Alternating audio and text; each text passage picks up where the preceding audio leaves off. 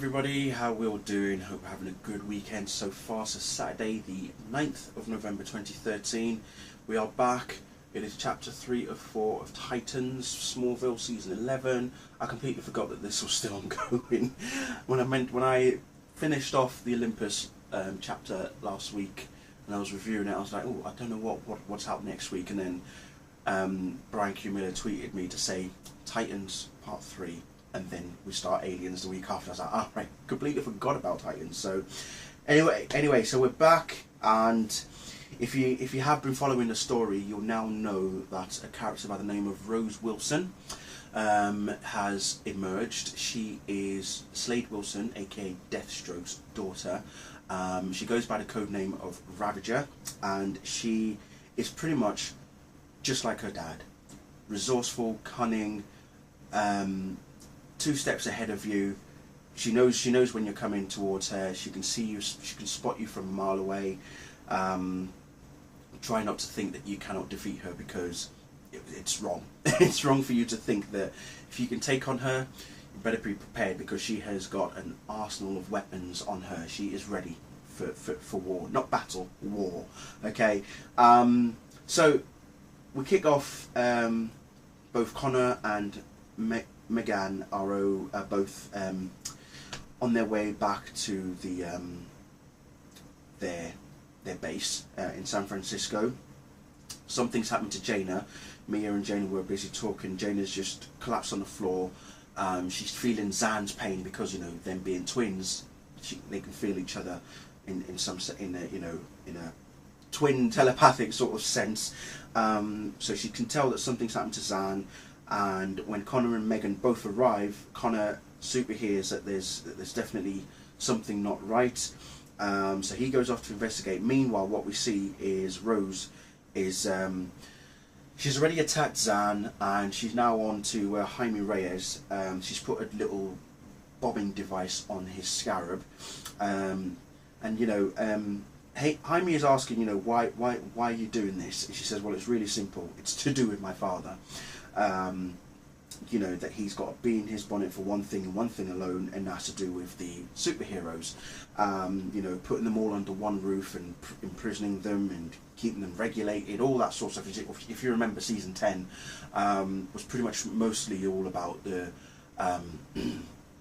what was it? The Vigilante Registration Act, which went really well. Which basically Slade Wilson was in charge of, and he was going around capturing all the superheroes and trying to get them locked up. He obviously took out Hawkman, as we remember. Then there was obviously what happened with Arthur Curry and Dinah Lance and everybody else that were involved directly with Superman at the time. So she's not happy what's happened to her dad, that he's now in a coma, and doctors have no clue when he's going to wake up. So she's taken it out on the Teen Titans, effectively. So and then what I love about this bit is that there's a connection to we're going back to season 6, I believe, or was it still season 5 even? Sorry. Season 5, just after Jonathan Kent died. And if you remember the Angel of Vengeance, who Clark was helping out, working with her to not only get his dad's watch, but she was also going to avenge her killer, her mother's killer anyway. Turned out it was Lionel, so she was going to kill Lionel, but Clark was not accepting that whatsoever. But you hear Jaime actually mention the Angel of Vengeance, saying, oh, so you're some kind of Angel of Vengeance. And then to which Rose replies, nah, though she was a fun one to take down.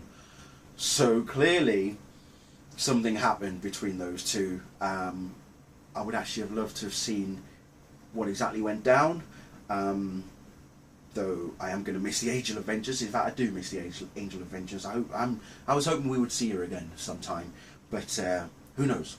We might. Fingers crossed, hopefully. So how exactly did Rose Wilson find out about the Titans? What made her decide to even find them? and it was all to do with Stargirl. Okay, poor old Courtney Whitmore. She was the one that knocked on Rose's door.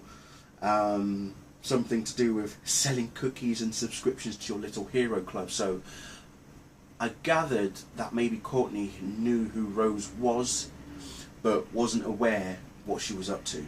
So, poor Rose. I don't think she saw that coming. So it's just, yeah.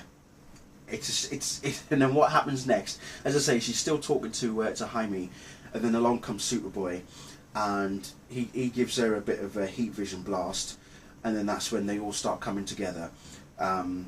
First of all, Jay Garrick. You can tell he's an old man, because it's that old saying that if you visit an old man and they've got the sign "keep off the grass" or "keep off the lawn" kind of thing, but you think, he's not scary, I'm going to step on his grass, and then next thing you know, oh shit, you shouldn't have done that kind of thing. And so what Jay says to Rose is very funny. He says, "Little girl, I've never meant what I'm about to say more. Get off my lawn." I was like, yeah, typical old man speech. But then what happens is, I tell you what, the next few pages, it's just immense. It's amazing. It is bad for the Titans, but it's still amazing because you see how effective Rose really is. I mean, she is. This is why she's nicknamed the Ravager. Okay, she really knows how to get right down to the nitty gritty of everybody. She uses a gravity device on Jay. Mia gives her a few moves, only to get hit with some sort of syringe. So it doesn't work out well for Mia, unfortunately. Then Megan gets her comeuppance, poor girl. It's quite interesting how she knows that Megan's inside her head and uses that against Megan. This is how you seriously, like I say, you just don't know what to expect from Rose Wilson half the time. The heroes think that they've got her cornered, but she can easily get out of it, and she uses it with great effect. Devastating, but great effect. So she uses fire on Megan, and then Jaina eventually comes to Zan's aid with Jaime, and then obviously there's a bomb. Jaina's asking, why can't you help him? Why didn't you do anything? Like get him to Star Labs or something. Well, he can't because he's got a bomb on the Scarab. So if he activates it, boom. But it's not just him. Rose also has a remote detonator. So if she hits that, again, boom. So when Superboy is about to go up against her, yeah, it's not very effective. But what is interesting is what she has to use against Superboy. Now, given that Superboy is a clone of Superman as well as Lex, the question is, how effective is this weapon going to be on him? We won't know until the next and final chapter. So that's where we're gonna end it there. And she even says it at the end that Superboy is the reason that she arrived there in the first place. So it's Ravager versus Superboy, ladies and gents. Oh dear, good lord. So again, another awesome chapter. What a brilliant issue that was. I really enjoyed it, especially the pages of where Rose goes up against everybody, and they just did not know what to expect at all. So they were more surprised than she was. She's obviously planned it for a while, you can tell. So yeah, looking forward to the final chapter. But obviously next week we start off with first issue of Alien. Obviously at the end of Olympus, Kal-El rather, has revealed himself as an alien to the President of the United States. How that's going to affect his judgment from that moment on will be interesting. Not just him, but everybody else on the planet. We'll see exactly how that goes down anyway. So anyway, yeah, thank you all for watching. I'll see you all very soon. Bye.